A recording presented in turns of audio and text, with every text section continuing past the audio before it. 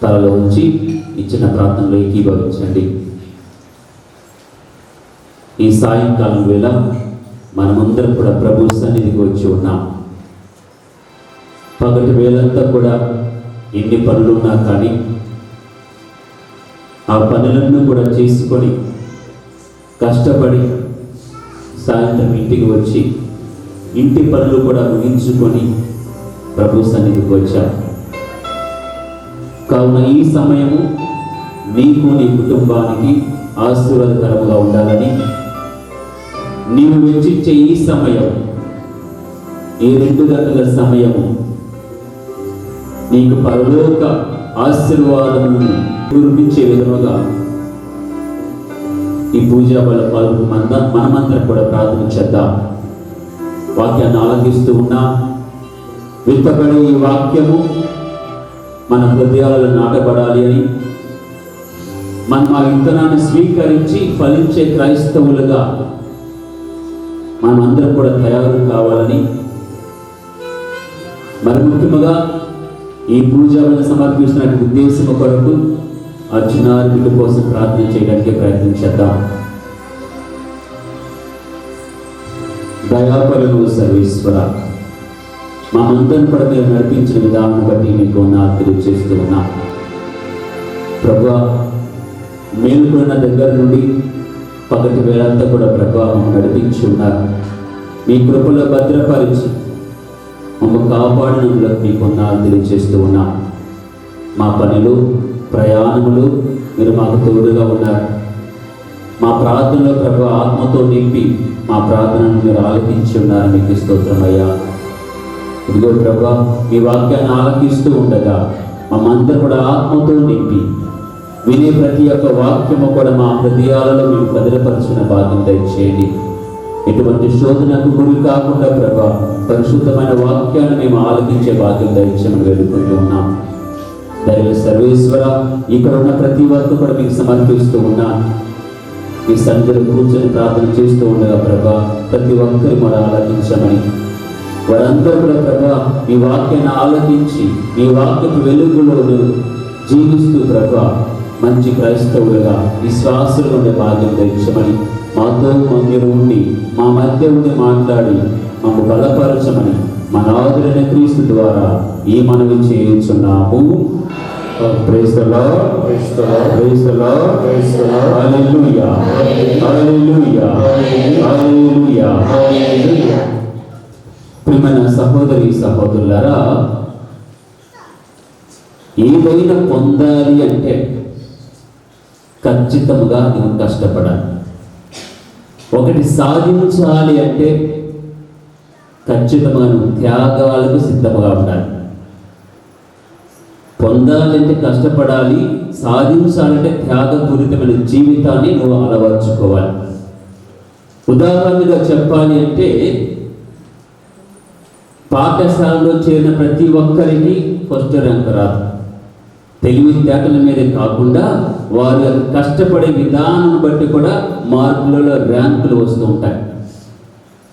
నువ్వు తెలివైన వాడు కావచ్చు, కానీ ప్రతి దినము కూడా నీ హోంవర్క్ నువ్వు చేయక, కంఠస్థం చేయవలసిన వాటిని కంఠస్థం చేయక, నిర్లక్ష్య ధోరణితో కనుక ఉన్నట్లయితే నీ తెలివితేటలు దేనికి పనికిరావు.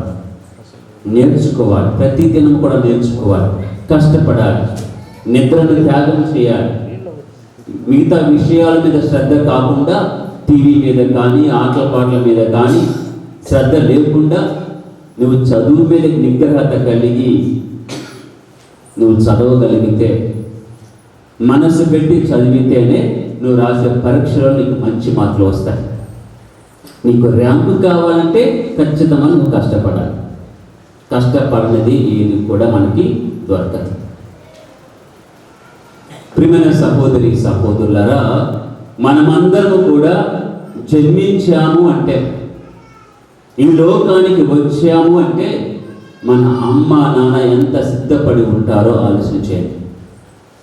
మన అమ్మ నాన్న ఎంత త్యాగం చేసి ఉంటారో ఆలోచన చేయండి.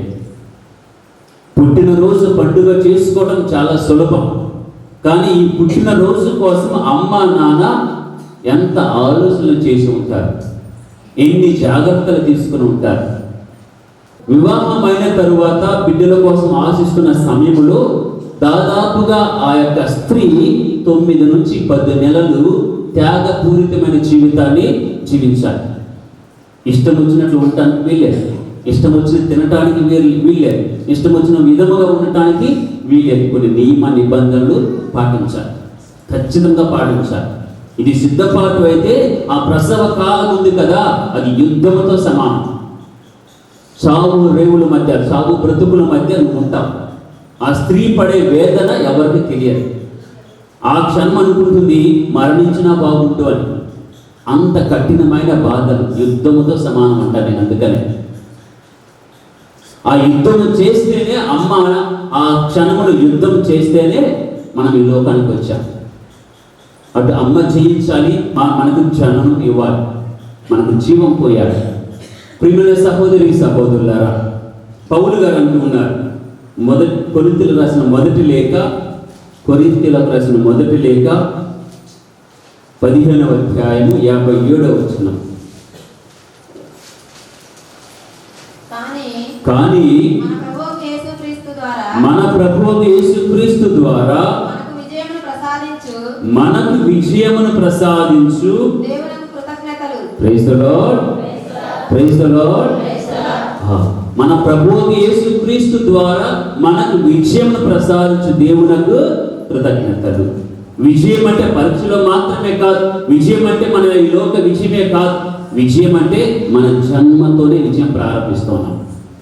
మన పుట్టుకే ఒక విజయం. అది ఆ యుద్ధంలో విజయం పొందితేనే మనం ఈ లోకానికి వస్తూ ఉన్నాము, ఈ భూమి మీద అడుగు పెడుతూ ఉన్నాము. అది ఎవరి వల్ల వస్తుందంటే దేవుని కృప. ఆ దేవుడు మన యొక్క యేసు ప్రభువు ద్వారా మనకు అనేకమైన కృప వరములు అందిస్తూ ఆ యుద్ధంలో విజయం వచ్చే విధముగా మనకు సహకరిస్తూ ఉన్నారు.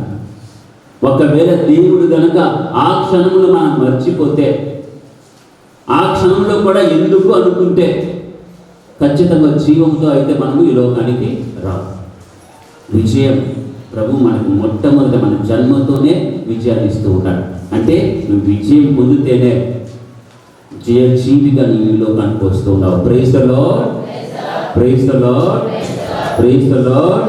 అందుకే మనం కుంగిపోకూడదు. ఎప్పుడు కూడా చిన్న చిన్న ఆపదలు వచ్చినప్పుడు, సమస్యలు వచ్చినప్పుడు, లేకపోతే ఎవరు కూడా మనల్ని లెక్క చేయకుండా ధిక్కరించి ఒంటరిగా ఉన్నప్పుడు నువ్వు ఎప్పుడు కుంగిపోకూడదు. ఎందుకని నీ మొదటి అడుగే విజయంతో ప్రారంభించావు. నువ్వు ఓటమి కాదు, విజయంతో వచ్చేవి లోకానికి.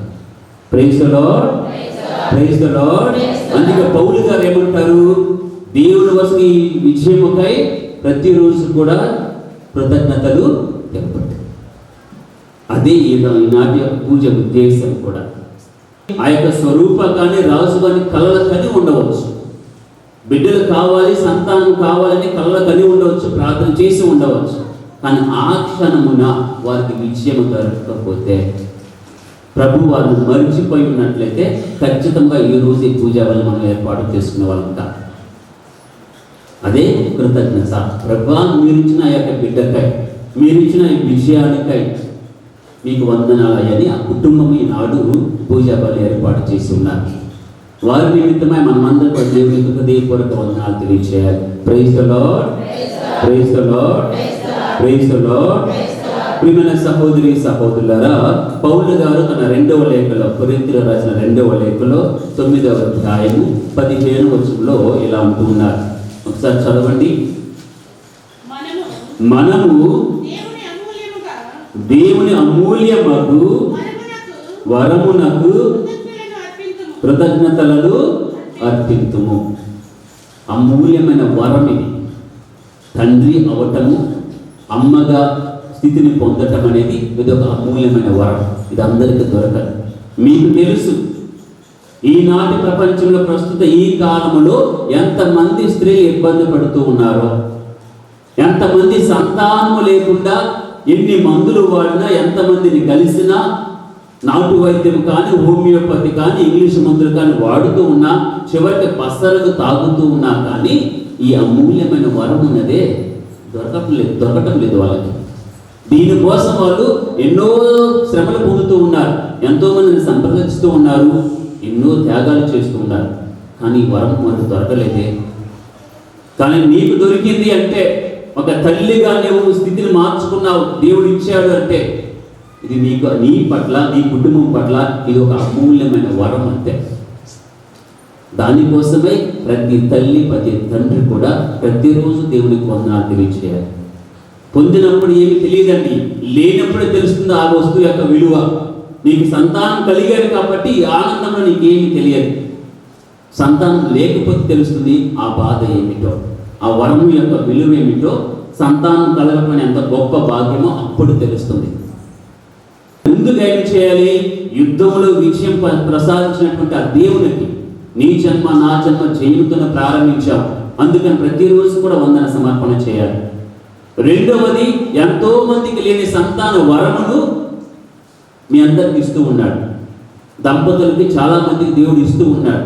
ఈ వరానికై ప్రతిరోజు కూడా వందన సమర్పణ చేయాలి. ప్రియమైన సహోదరి సహోదరులారా, మీలో చాలా మంది కూడా దాదాపుగా 3 సార్లు జన్మిస్తారు. మూడు సార్లు మీ స్థితిని మార్చుకుంటారు. ఎప్పుడంటే మనం చెప్పినట్లుగా అమ్మ కడుపు నుంచి బయటకు వచ్చినప్పుడు అది మొదటి జన్మ అది. ఎందుకని? అప్పటి వరకు ఉన్న లోకం వేరు, అప్పటి వరకు ఉన్న కంఫర్ట్స్ వేరు, అప్పటి వరకు ఉన్న భద్రత వేరు. అప్పుడు అంతా కూడా తల్లియే చూసుకుంటుంది.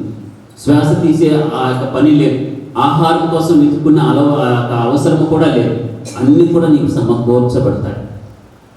కానీ ఒకసారి బయటికి వచ్చాక, నువ్వు జన్మించిన తర్వాత నీ అంతటి నువ్వు కష్టపడాలి. నీ శ్వాస నువ్వే తీర్చుకోవాలి.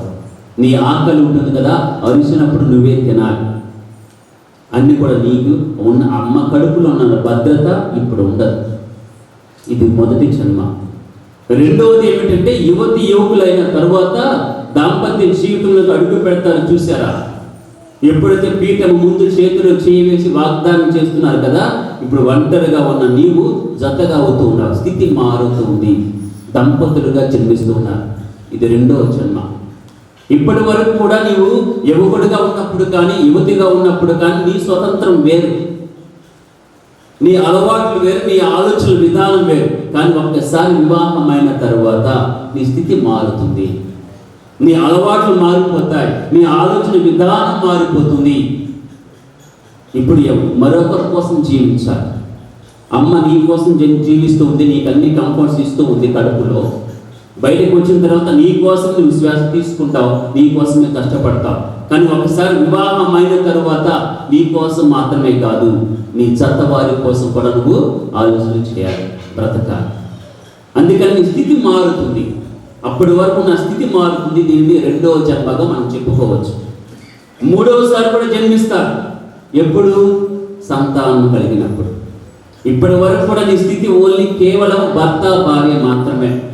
సంతానం లేకపోతే అంతటితో ఆగిపోతుంది. కానీ సంతానం కలగటం ద్వారా నువ్వు అమ్మగా జన్మిస్తావు, నువ్వు నాన్నగా, ఒక తండ్రిగా జన్మిస్తావు. బిడ్డగా మాత్రమే జననం కాదు. ఆ క్షణాన ఎప్పుడైతే బిడ్డ జన్మిస్తూ ఉన్నాడో ఆ క్షణానే అమ్మ పుడుతుంది, ఆ క్షణానే నాన్న కూడా పుడతాడు. చూడండి, ఒకరు పుడితే 3 బర్త్డేలు వస్తూ ఉన్నారు. అమ్మగా, నాన్నగా, ఒక బిడ్డ. ఎప్పుడైతే జన్మదినాన్ని కొనియాడుతూ ఉన్నామో దంపతులు ఇద్దరు కూడా, అమ్మ నాన్న కూడా వారి బర్త్డేని కొనియాడవచ్చు. అమ్మగా పుట్టినరోజు, నాన్నగా పుట్టినరోజు ఆ రోజు. ప్రియమైన సహోదరి సహోదరులారా, ఇంకా రెండవ భాగానికి వెళ్తూ ఉన్నాం. మొదట్లో మనం చెప్పుకున్నాము, కొరింథీయులకు రాసిన లేఖలో పౌలు గారు అన్నారు, ఇది ఒక అమూల్యమైన వరము అని. బిడ్డలు కలగటం కూడా ఒక వరమే, అమూల్యమైన వరం. దీనినే కీర్తనకారుడు అంటే మనందరికి తెలిసిన వాక్యం, కీర్తన 127 3వ వచనం.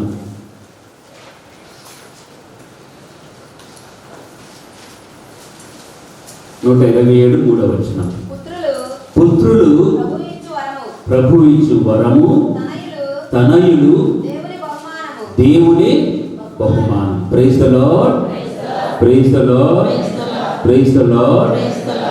వరము అయితే ఓకేనండి. వరము అంటే ప్రార్థన చేస్తే ఒకరు ఇచ్చేది వరం. బహుమతి అంటే నీ కష్టం కూడా ఉంటుంది. మొన్న మీ మధ్య పరుగు పంద్యాలు, కబడ్డీ పోటీలు అన్నీ పెట్టారు. పాల్గొనక ముందే మీకు బహుమతి ఇచ్చారా?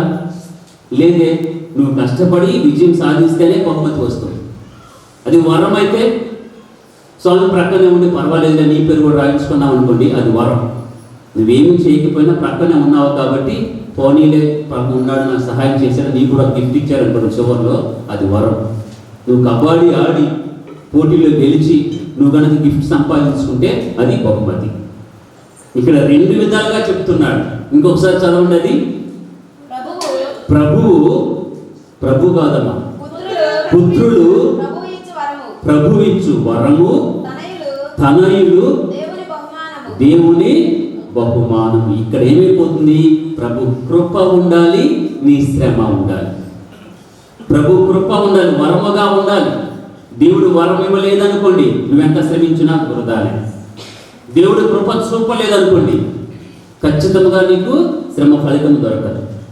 అందుకనే అది పుత్రులు కానీ సంతానం కానీ ఈ 2 మిళితమై ఉంటాయి. అది వరము బహుమతి 2 కూడా. ప్రియమైన సహోదరి సహోదరులారా, బహుమతిని పొందినప్పుడు ఆ గర్వం వేరుగా ఉంటుంది. ఫాదర్ గారు ఇచ్చేది చిన్న పెన్నే, కానీ ముందుకు వచ్చి నువ్వు ఫోటో దిగుతావు, గర్వంగా చూస్తావు, చూసావా ఆ క్షణంలో, అది వేరు. బహుమతి పొందినప్పుడు మనలో వచ్చే గర్వము లేకపోతే ఆ స్థితి ఆ చూపులు వేరుగా ఉంటాయి. ఒకవేళ నువ్వు మెడలు గెలిచావు అనుకోండి, దాన్ని అందరికీ చూపిస్తావు, ఇదిగో నేను గెలిచాను అని. చివరికి ప్రక్కన పెడతానంటే లేదు, వీలైతే ఇంటికి తీసుకుని వెళ్ళి గోడకి ఎక్కడ తగిలిస్తావు. ఇంకా నీకు వీలు ఉంటే మీకున్న కబోర్డ్స్లో షోకేస్లో పెట్టుకొని వచ్చిన ప్రతి వారికి కూడా చూపిస్తాను, ఇది నేను సాధించిన మెడల్, నా బహుమతి అని. కుమారులు కూడా నువ్వు సాధించుకున్న బహుమతే.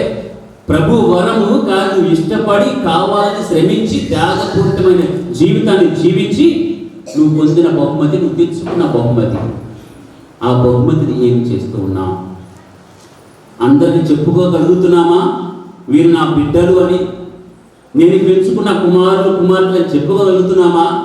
వీరిని చూసి నేను గర్విస్తున్నానని చెప్పగలవా? ఒక బహుమతిని తీసుకొని చెప్పగలవు, నేను సాధించుకున్నానని. 10 మందికి చెప్తావు నాకు ఫస్ట్ ర్యాంక్ వచ్చిందని. తనేలు కలిగినప్పుడు, సంతానం కలిగినప్పుడు వారిని చూసి గర్వంగా చెప్పుకోగలిగే స్థితి అమ్మ నాన్నకి ఈ రోజుల్లో ఉన్నదా?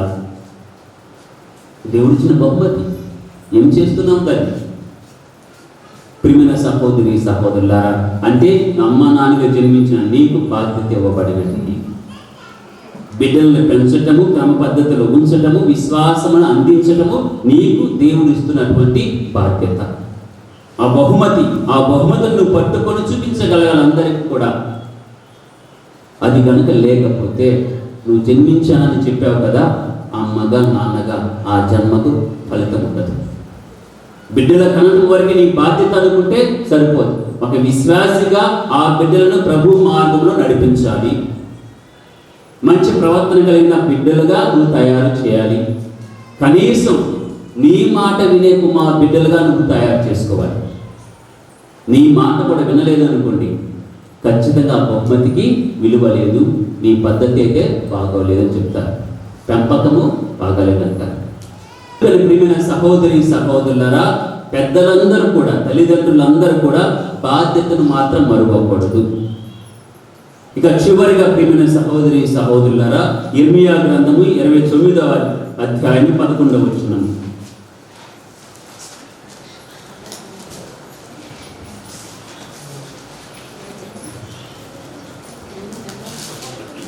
ఇర్మియా 29:11. నేను మీ క్షేమము కొరకు ఉద్దేశించిన పథకములు నాకు మాత్రమే తెలియను. నేను మీ అభివృద్ధినే కానీ వినాశనమును కోరను. నేను మీకు బంగారు భవిష్యత్తును. ప్రియమైన సహోదరి సహోదరులారా, నేను మీ క్షేమము కోసము ఉద్దేశించిన పథకములు నాకు మాత్రమే తెలియదు.